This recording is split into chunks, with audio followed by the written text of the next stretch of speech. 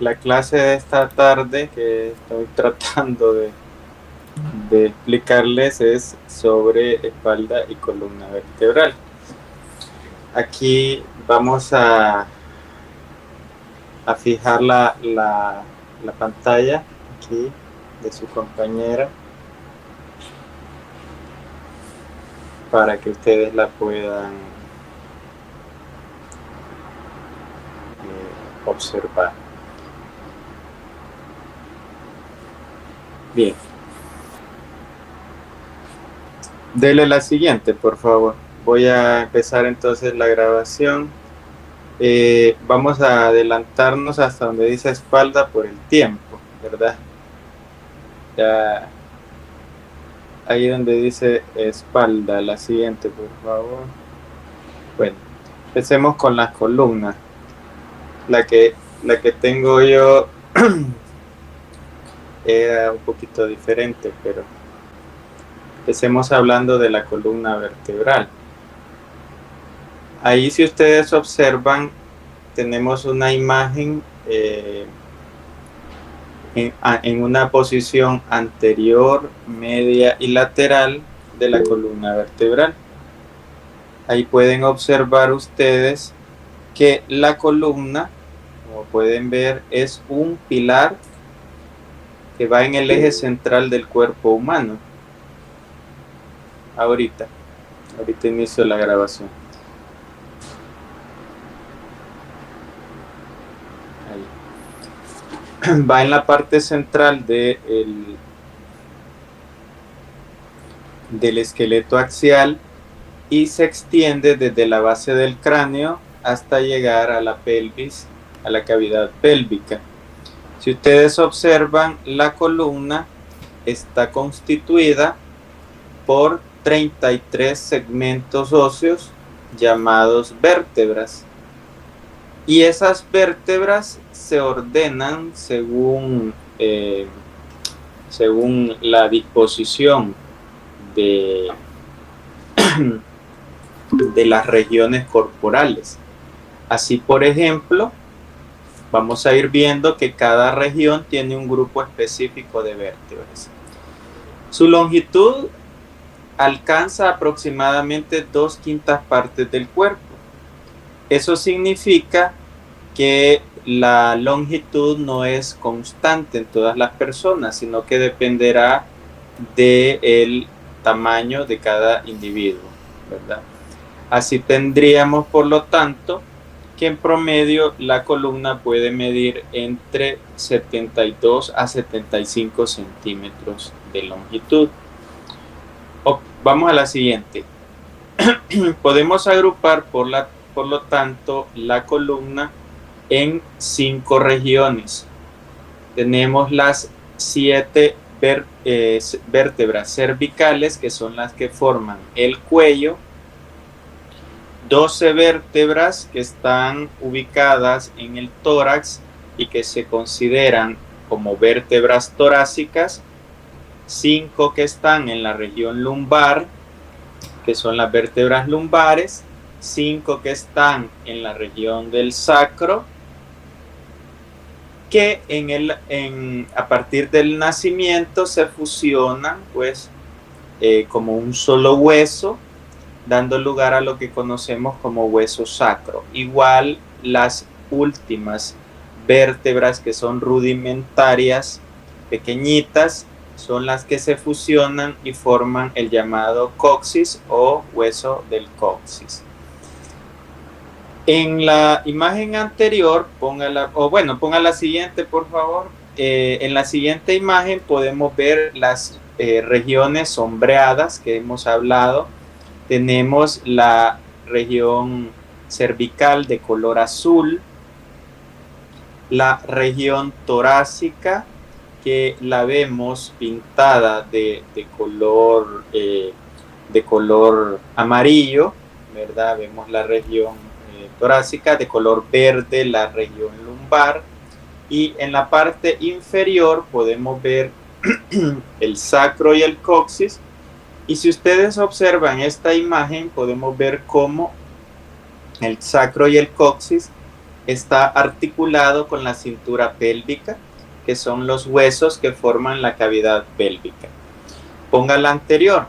Por lo tanto, hablábamos de una región fija y una región móvil de la columna vertebral. En el párrafo inferior leemos que hay 24 vértebras móviles, que son las que están arriba del sacro o presacrales, y comprenden las vértebras cervicales, torácicas y lumbares. Y tenemos el sacro y el coxis, que serían las porciones fijas de la columna vertebral. Muy bien. Vamos a la siguiente. Vamos a hablar de una vértebra típica. Entonces, tenemos claro que son 33 vértebras, pero estas vértebras tienen características particulares que son comunes en la mayoría de las 33 vértebras. Todas estas vértebras se conocen como vértebras típicas, que son las que mantienen esas características comunes. Y entre esas características es que poseen un cuerpo, que es la parte como redondeada de la vértebra, que sostiene la mayor cantidad del peso corporal. Pongamos la siguiente, por favor. Ahí vamos a ver el cuerpo, que es redondeado. Y, como vuelvo a decir, está en una posición anterior, es decir, que va hacia la parte anterior del cuerpo. Y el arco, que es esto que vemos de colores en la parte de atrás de la vértebra, el arco está en la parte posterior, ¿verdad? Y eso es lo que en las personas delgadas se observa como especie de espinitas en la espalda. De ahí el término de espina dorsal que se le daba antes a la columna vertebral, se le conocía como espina dorsal también, por estas salientes del arco que se observaban. Pero si leemos en el párrafo anterior, ese arco que nosotros mencionamos está formado por dos procesos transversos, ponga la anterior, dos procesos transversos y uno espinoso, y 4 procesos articulares. Veámoslo en la imagen. Pasemos a la siguiente, por favor. Aquí vemos de color azul en la línea media el proceso espinoso. A los lados vemos los procesos transversos, también de color azul. Y de color amarillo vemos que hay 4 pequeños procesos, 2 superiores y 2 inferiores. Estos son los procesos articulares, los que están de color amarillo, que permite la unión de una vértebra con otra. Ahí es importante mencionarles, probablemente en la clase de esqueleto hablaron sobre el relieve que tienen los huesos. Entre la superficie de un hueso puede tener zonas elevadas y zonas deprimidas, o sea, hundiditas. Puede tener puntas o salientes. Entonces, el término proceso es el mismo término de apófisis, por si lo escuchan o lo leen en algún texto. Cuando hablamos de apófisis o proceso, es lo mismo. Es una saliente de hueso como forma de espina, como vemos aquí en el arco de una vértebra típica. También vemos el agujero vertebral o foramen vertebral. La palabra foramen significa agujero, que va en el centro de una vértebra. Y uniendo el arco con el cuerpo tenemos los pedículos, que son estas especies de partes gruesas que unen el arco con el cuerpo. Vamos a la siguiente. Ahora hablemos de las características de las vértebras por zonas. Cada zona, decíamos, tiene características propias. Empecemos por las vértebras del cuello, que son las vértebras cervicales. Decíamos que son 7 vértebras cervicales. Por lo tanto, vamos a ver que en las vértebras cervicales se caracterizan porque son las más pequeñitas. Su cuerpo es pequeño, pero su agujero vertebral es ancho. ¿Por qué tienen un cuerpo más pequeñito? Porque no necesitan sostener mucho peso, porque están arriba. El peso que sostienen es menor. Entonces su cuerpo es pequeño. ¿Por qué tiene un agujero grande? Porque a ese nivel del cuello la médula espinal es bien gruesa. Entonces su agujero vertebral es grande. Presentan también agujeritos en los procesos o apófisis transversas, como vemos ahí. Muy bien. Vamos a la siguiente. Perdón. Antes, aquí observaron dos vértebras. Ponga la siguiente. Aquí observaron dos vértebras que son diferentes. Estas son vértebras cervicales, pero son atípicas. ¿Qué significa atípico? Que tienen ciertas peculiaridades. En el caso de esta, que vemos la número 1, que es la que parece un anillo, como pueden ver ustedes, esa es la vértebra atlas. La vértebra atlas, que es C1. Las vértebras se nombran con la inicial mayúscula de cada región y se le pone el número. C1 es la primera vértebra cervical. Luego, a la par, vemos el axis, que es la C2, y se caracteriza por la presencia de un proceso o apófisis que es puntudo hacia arriba, como que fuera un diente. Este es el proceso odontoides del axis y es una característica propia de C2. Otra de las características de las cervicales es que tienen un proceso espinoso corto, pero es bífido o bituberculado, es decir, se abre como que fuera una especie de letra Y, como vemos aquí. Bien, vamos a la siguiente. Hoy sí, las torácicas, que son 12, tienen características propias, como la presencia de un agujero en la parte central. Este es el agujero vertebral, que es circular. Vemos un cuerpo vertebral en forma de riñón. Y en el cuerpo vertebral y en los procesos transversos hay carías articulares. Carías articulares son pequeñas áreas lisas que se le observan al hueso, como vemos aquí. Carías articulares para los procesos transversos. Perdón, para articularse con las costillas, tanto en el cuerpo como en los procesos transversos.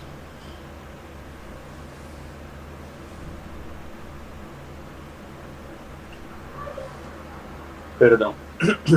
Su proceso espinoso, que es este que vemos acá, es largo y va apuntando hacia abajo, como vemos aquí.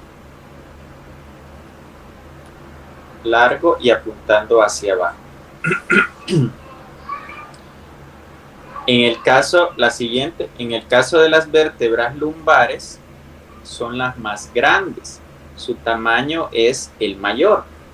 ¿Y por qué usando la lógica, sería mayor en estas vértebras porque necesita mayor fuerza para sostener el peso corporal de la zona lumbar.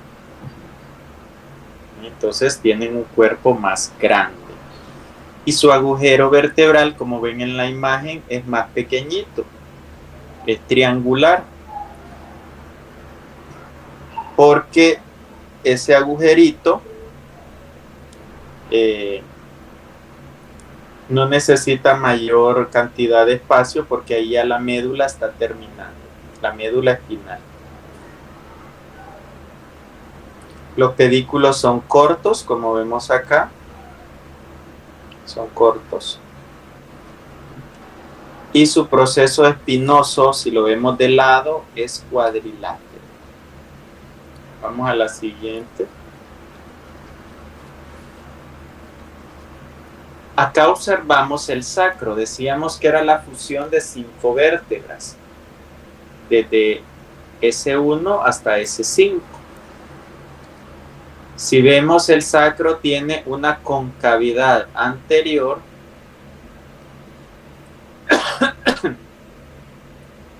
y una convexidad posterior.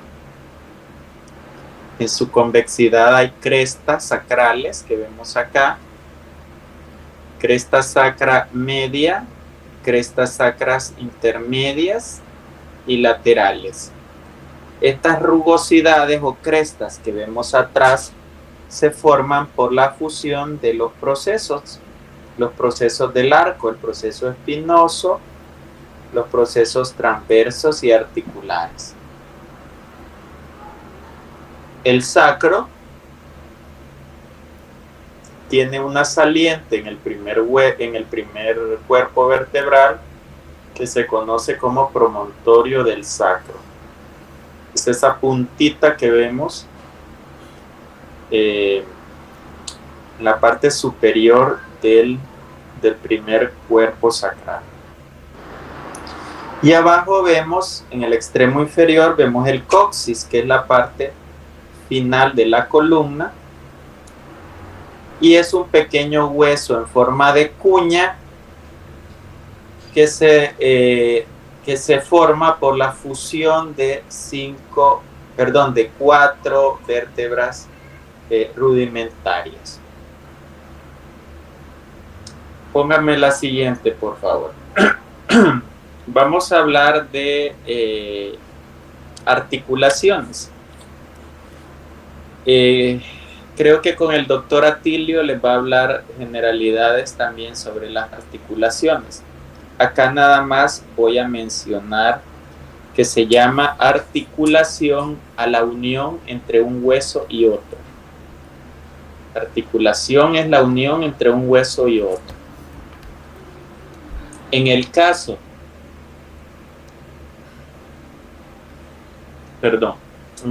concreto de la columna vertebral, posee uniones entre el cuerpo y entre el arco.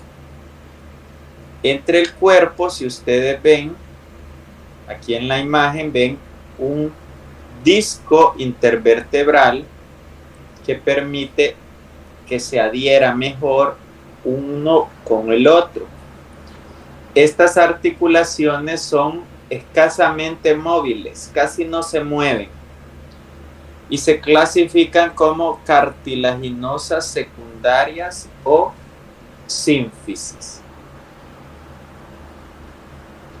Aquí vemos el disco intervertebral, que es una especie de núcleo gelatinoso rodeado por un anillo de bandas de colágeno y tejido fibroso que rodea ese núcleo gelatinoso.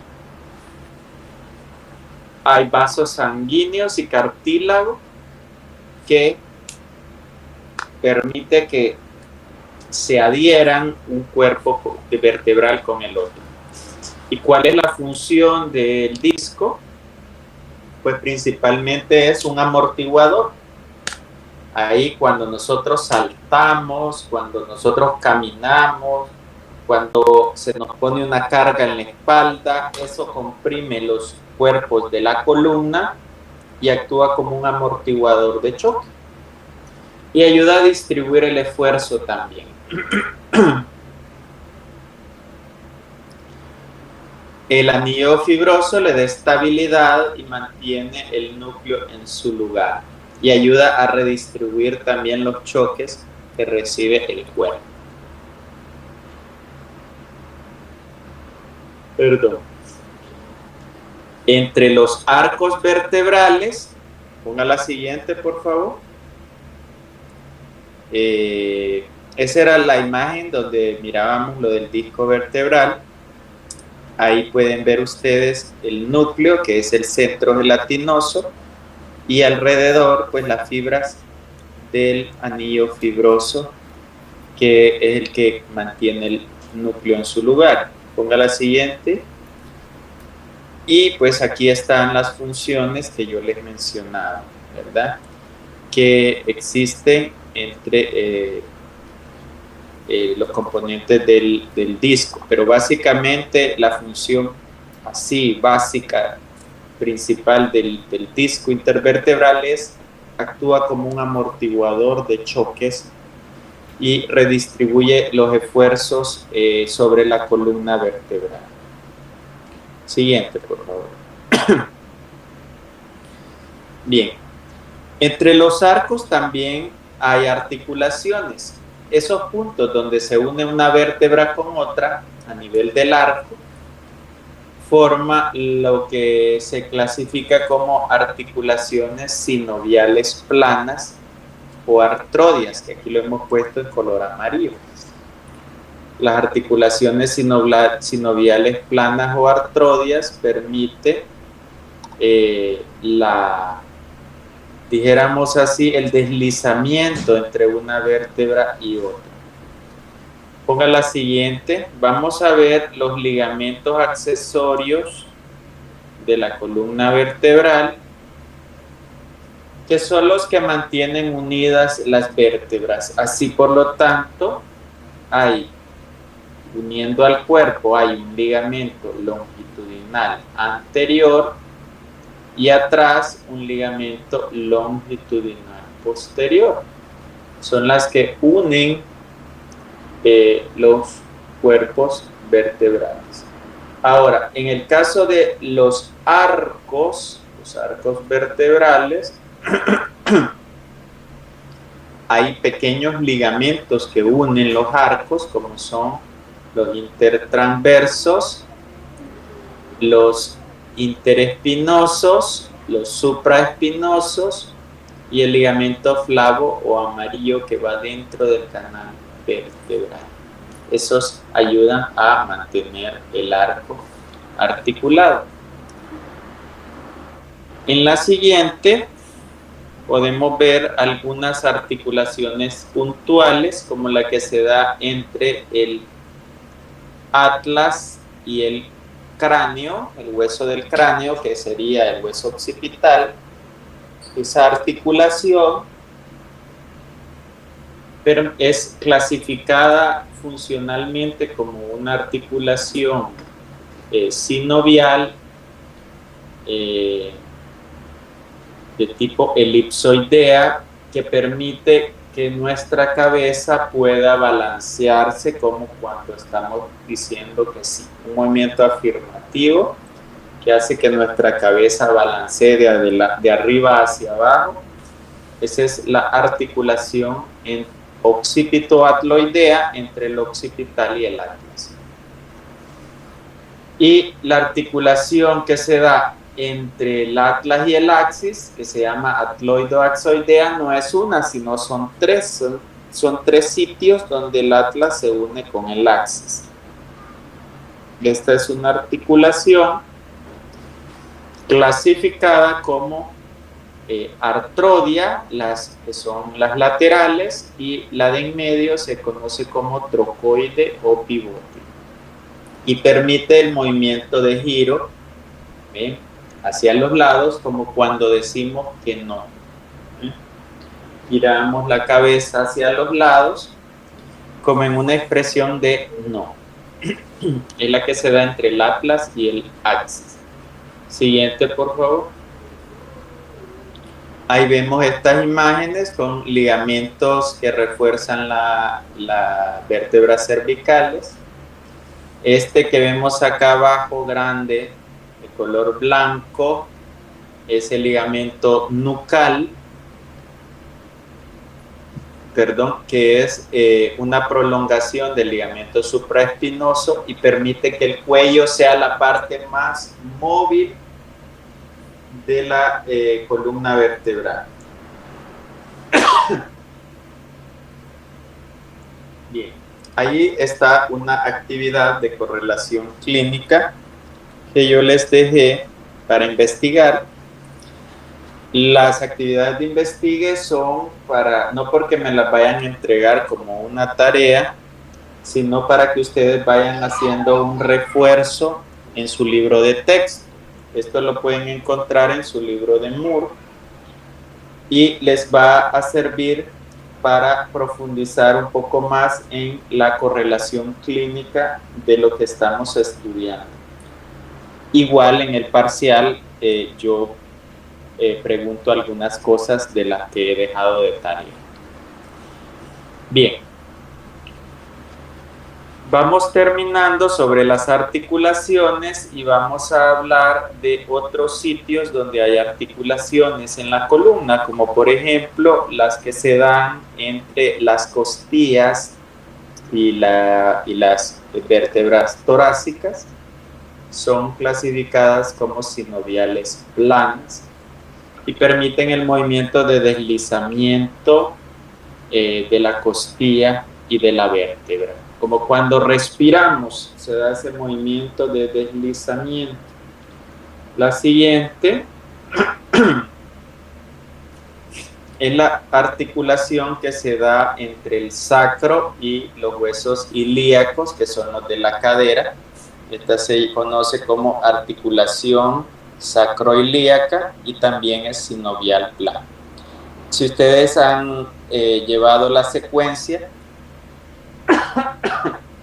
la mayoría de las articulaciones de la columna son sinoviales planas. La columna también tiene curvaturas normales y algunas son patológicas, pero digamos que en las curvaturas normales las podemos clasificar como primarias y secundarias. Las primarias son las que poseemos desde el vientre materno. Cuando se formó nuestro cuerpecito en el vientre materno, ahí se formó la columna torácica y la sacrocoxila. Y cuando crecemos, se empiezan a formar otras curvaturas que se conocen como curvaturas secundarias. Miremos por favor la siguiente diapositiva.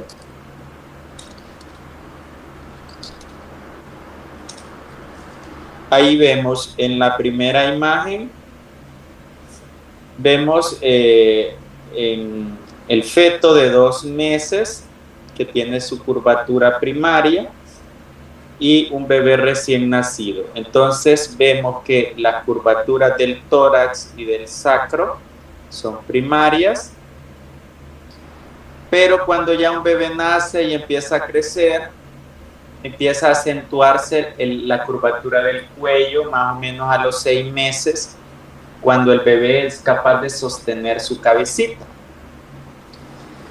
Y cuando los niños son capaces de ponerse de pie y dar pasitos, más o menos a los 12 meses, o sea, al año de edad, se forma la curvatura secundaria, la lumbar. Entonces, cervical y lumbar secundarias, torácica y sacra es primaria. Vamos a la siguiente.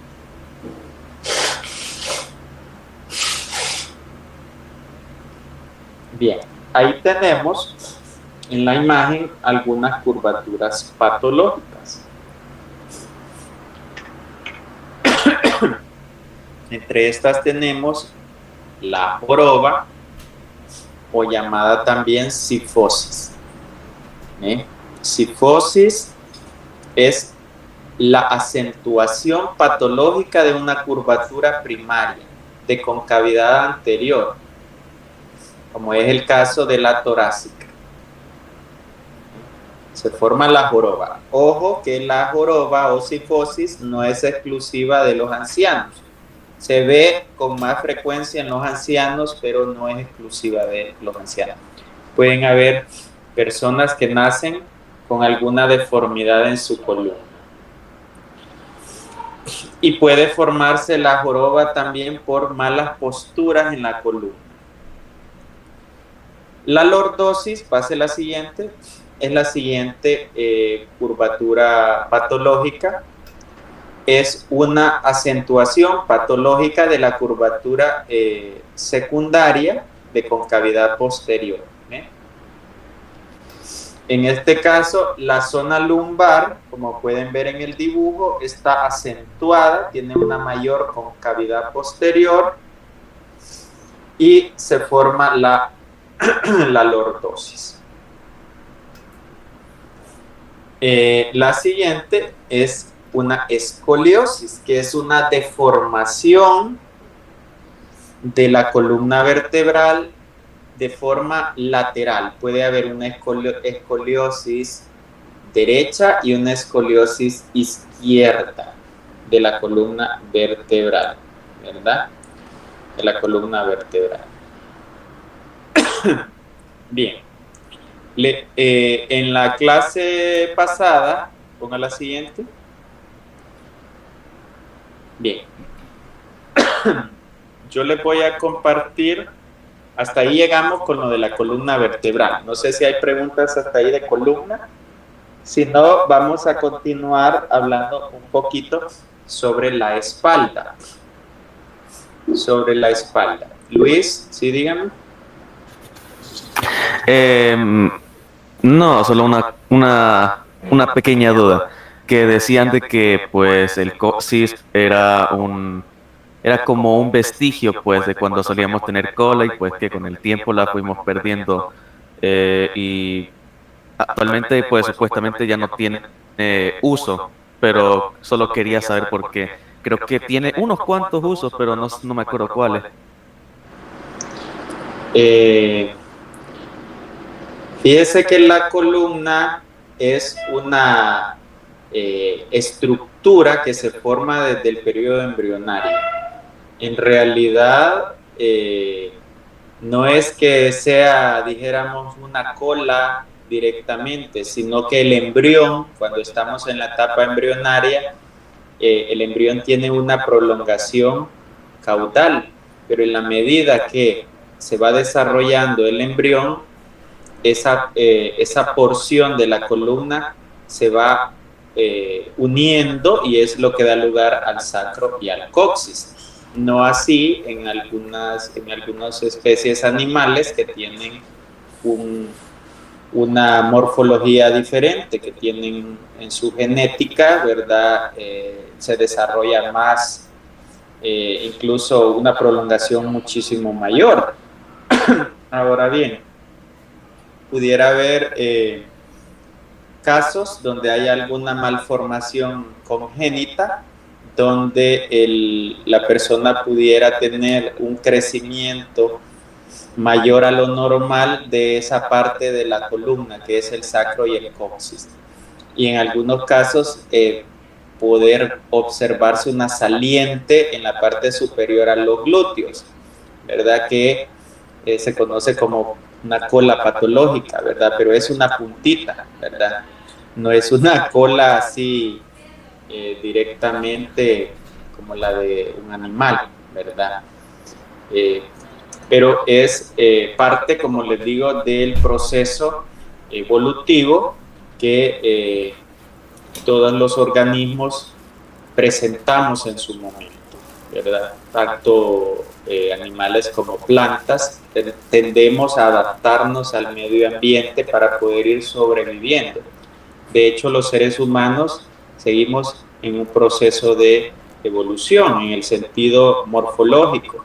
De hecho, hemos perdido ciertas capacidades físicas que no deberíamos de perder, pues nuestra musculatura, en la medida que nos acomodamos más, vamos perdiendo algún tipo de desarrollo muscular que tal vez existía hace unas cuantas décadas, ¿verdad? Ya no digamos cómo nos veremos de aquí a unos 1000, 2000, 3000 años, ¿verdad? Así es que todas esas son aspectos que debemos de considerar. Muy bien, vamos a entrar a la parte de espalda para ir terminando la otra parte de la clase. La compañera va a compartir, por favor, la imagen. Ya, si la tiene ahí, por favor. Bien. La espalda es la región posterior del cuerpo, ¿verdad? La región posterior de nuestro cuerpo, que presenta una configuración muscular en forma de capas, como que fueran estratos, superficial, intermedio y profundo, ¿verdad? En el estrato superficial, como que fueran las hojas de capas de una cebolla, van las capas de músculo. Y los músculos también van a tener una clase de generalidades de los músculos. Esta clase que está compartiendo su compañera no es exactamente igual a la que yo tengo aquí, que la voy revisando. Por eso al final también yo les voy a compartir la diapositiva actualizada, pero más o menos tiene las ideas principales y nos está sacando de apuros ahorita. Y le agradezco por el gesto de compartir. Pero les explico. Las capas van superpuestas de fibras musculares y los músculos, como ustedes saben, tienen la característica que son elásticos y entre más fibras musculares tiene un músculo, es más fuerte. Es lo mismo que pasa con las hondillas, que son aquellas para tirar piedras. Entre más vueltas de hule tiene más fuerza para tirar la piedra. Entonces, así vemos pues los músculos. Hay unos que son bien desarrollados, que son más fuertes, y otros más pequeños. En la espalda vemos el primer plano, dos músculos que son los más superficiales.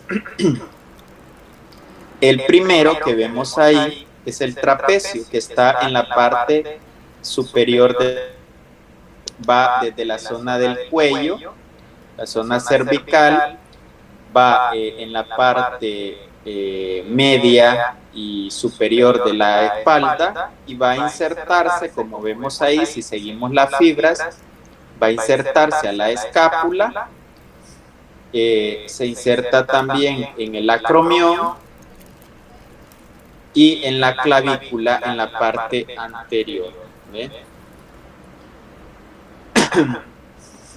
Ese músculo es inervado por el nervio accesorio, que es el 11º par craneal, es el que le lleva la electricidad para que las fibras se contraigan y nos ayuda en movimiento a elevar nuestros hombros. ¿Ve? Cuando levantamos los hombros, ¿ve? Estamos trabajando el trapecio. Abajo vemos el dorsal ancho. Es un músculo amplio, como vemos aquí en la imagen, es extenso este músculo. De hecho, el dorsal ancho se conoce como latísimo del dorso también. Y su origen, sus fibras se originan desde la zona lumbar, en esta área blanca que vemos abajo, en la zona lumbar. Esto es la aponeurosis toracolumbar. Y la cresta ilíaca, que es esta saliente del hueso de la pelvis. Ahí se originan sus fibras. Y las fibras van de abajo hacia arriba y de medial a lateral. Van subiendo Y sus fibras vienen a insertarse al hueso húmero, que es el hueso del brazo, específicamente en un espacio llamado canal bicipital o corredera bicipital del húmero. Y lo que hace este músculo es extender el brazo, es decir, hacer hacia atrás el brazo, como en el movimiento de remo, por ejemplo, cuando remamos, o cuando escalamos una pared, por ejemplo, o en el movimiento de serrucho, que estamos serruchando, hacemos hacia atrás el brazo. Ese movimiento de extensión lo realiza el dorsal ancho. Siguiente. Hay otros músculos pequeños superficiales, como son el elevador de la escápula, que es este pequeñito que vemos en el cuello, en el lado derecho, debajo del trapecio, y vemos que se inserta en la parte superior de la escápula. Ese es el elevador de la escápula. Y en el plano medio, en el labio interno de la escápula, vemos dos pequeños músculos. También acá, debajo del trapecio. Son los romboides, porque tienen forma de rombo. El de abajo es el romboides mayor y el de arriba es el romboides menor. Estos músculos alan las escápulas hacia la línea media, como cuando hacemos hacia atrás las escápulas. Vamos a la siguiente. Acá, si ustedes ven, ya se cortaron las capas de la cebolla, como les mencionaba, y vemos debajo de las capas superficiales, vemos estos otros músculos que están pegados a las costillas. Estos se llaman serratos posteriores. Serrato posterior superior y serrato posterior inferior. Son músculos que ayudan a la respiración porque elevan y descienden las costillas respectivamente. Ayudan al movimiento de las costillas. Vamos a la siguiente. En el plano profundo, vemos el músculo esplenio. El esplenio lo vemos acá en la parte superior, en lo que llamamos nuca, esplenio de la cabeza, y hay un esplenio cervical un poco más abajo, cerca de la base del cuello, en la parte de atrás, sobre las costillas. Esplenio cervical y el esplenio occipital o esplenio de la cabeza. Estos músculos ayudan a extender el cuello cuando hacemos hacia atrás la cabeza, ayudan a ese movimiento de extensión. Son extensores de la cabeza y cuello, pero también rotadores, o sea, nos ayudan también a mover hacia los lados un poco la cabeza. Luego, debajo de todos estos músculos hay el plano profundo, está este músculo que se llama erector de la columna. Erector significa que levanta la columna, como cuando estamos encorvados, ese nos estira y nos levanta.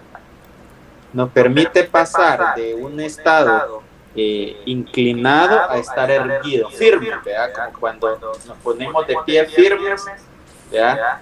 En una marcha o qué sé yo, en un evento nos ponemos firmes, ¿verdad? Bien rectos. Aquí actúa este músculo, erector de la columna. En la imagen lo podemos ver debajo de los serratos. Bien. Y en el lado derecho podemos ver cómo el músculo erector se puede separar en tres porciones.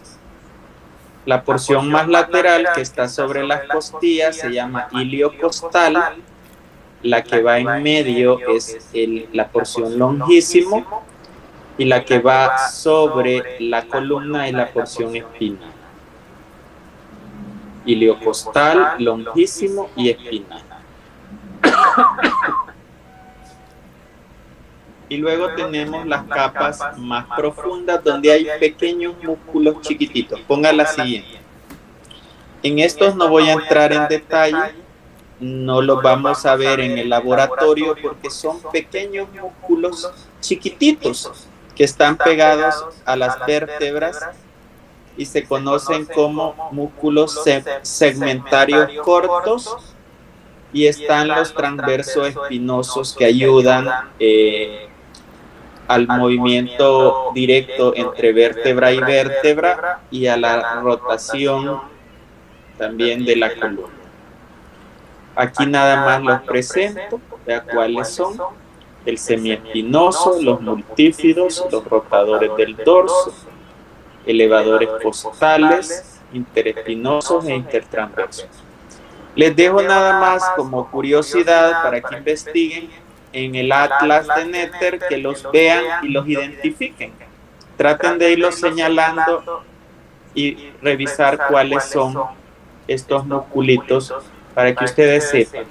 Estos músculos, dijéramos que en la práctica los pudieran ustedes valorar en las cirugías de columna, por ejemplo, o cuando, por ejemplo, hay espasmos o problemas, la gente que es quiropráctica, ¿verdad? A veces estos músculos sufren espasmos y hacen que las vértebras estén mal alineadas. Entonces, es importante conocer que existen estos pequeños músculos rodeando las vértebras. Aquí tenemos otras imágenes individualizadas de estos pequeños músculos.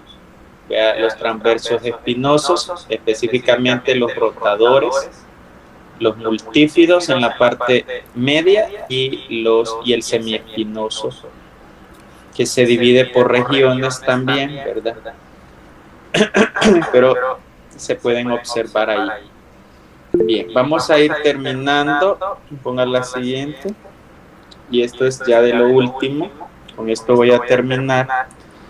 Que van a ustedes a investigar sobre la región suboccipital, ¿verdad? Esta es una actividad porque en la zona de la nuca, como vemos aquí, hay debajo del músculo espléneo de la cabeza, hay un pequeño triangulito que se forma por tres músculos pequeñitos de esta región, que se conoce como triángulo suboccipital. Entonces investiguen el nombre de estos músculos pequeñitos y qué es esto rojito que vemos ahí que va pasando. ¿Cuál sería el contenido de este músculo?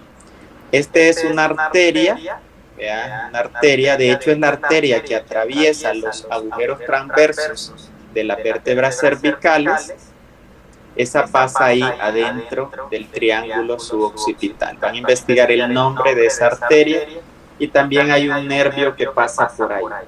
Eso lo pueden investigar en el libro de les dejo eso ahorita porque tienen un poquitito más de tiempo para que ustedes lo investiguen. Bien, supongo que ahí nos quedamos, ¿verdad? Yo no sé si hay otra más, alguna otra diapositiva en esa. Yo creo que ahí igual, ¿verdad? Nos quedaríamos hasta acá.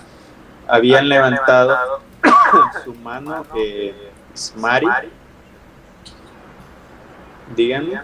No, fue un error de dedo. ¿Perdón? Sí, fue un error de dedo cuando se levantó. Fue para abajo. Ok, no se preocupe.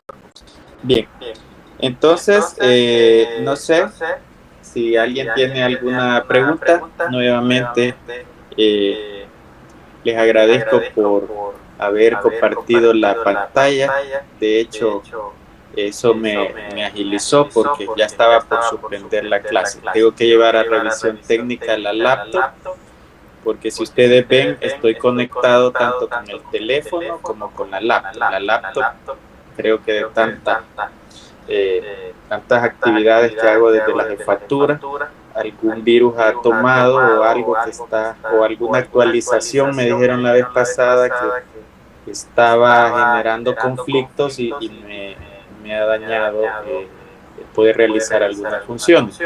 Sin embargo, pues por haber puesto a disposición la presentación de la clase. Esperamos ya a partir de la otra semana que puedan ustedes tener sus actividades de forma presencial, ¿verdad? En la medida posible, porque vamos a ver cómo quedaron los grupos. Al parecer son grupos bastante numerosos, entonces vamos a tratar de ver cómo podemos atenderles, ¿verdad? Si no hay preguntas, nos quedaríamos entonces hasta acá. Pasen buenas tardes. Alguien pregunta, ¿podría definir apófisis? Yo les mencionaba que una apófisis es la saliente de un hueso. Es una saliente en forma de espina. Y eso se conoce como proceso o apófisis, ¿verdad? Bien. En el libro de Moore están todos esos conceptos, ¿verdad? Lo pueden revisar, todos los conceptos del relieve óseo están en el libro de Moore. Alondra, esa última pregunta ya. Sí, no solamente preguntarle si a partir del lunes con usted tendríamos presenciar su clase. Sí, la idea es que sí podamos tenerlas. Bueno, la idea es tratar de desarrollar las actividades presenciales, pero dependerá de la cantidad de alumnos y el espacio que tengamos. Vamos a ir viendo. Si vemos que definitivamente no alcanza el espacio, vamos a tener que programar ciertas clases de algunas materias de forma virtual por el mismo espacio, pero todo lo que son discusiones, laboratorios, sesiones con grupos pequeños tienen que ser presenciales, igual que las evaluaciones parciales, ¿verdad? Bien, nos quedamos aquí entonces. Les agradezco, ¿verdad? Pasen buenas tardes y bendiciones para ustedes.